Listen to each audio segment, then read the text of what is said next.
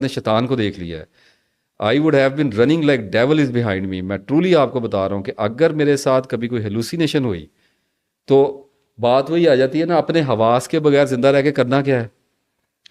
اللہ نے 5 حواس دیے اس دنیا میں بروئے کار آنے کے لیے، انالیسس کرنے کے لیے، معاملے کو سمجھنے کے لیے دیے. اور وہ جب جھول کھانا شروع ہوں گے تو شروع میں تو بڑا فینٹیسی سٹف لگے گا. میں آپ کو ایک بات بتا دوں، لیکن جب تھوڑا جذب میں آپ اندر گئی ہیں نا، تو آپ کے خامدے اور آپ کے بچوں نے آپ کو چھوڑ کے بھاگ جانا ہے، اور کوئی نہیں چلتا پھر کسی کے ساتھ. تو ان معاملات میں نہ چاہیے، اپنے آپ کو نارملائز رکھنے کی کوشش کیجئے.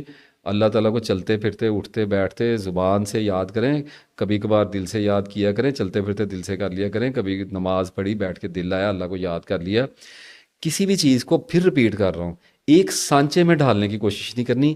یہ نہیں کرنا کہ اس ٹائم بیٹھتی ہوں تو اس ٹائم میں یہ کرتی ہوں تو اس ٹائم بیٹھتی ہوں تو اس ٹائم یہ کرتی ہوں. ایسا کچھ نہیں کرنا. مردوں کے لیے بھی میری ریکویسٹ ہے کہ خدا کے لیے فوکس سے باہر آ جائیں. فوکس نے اجاڑ دیے گھر، لوگ پاگل ہو گئے ہیں.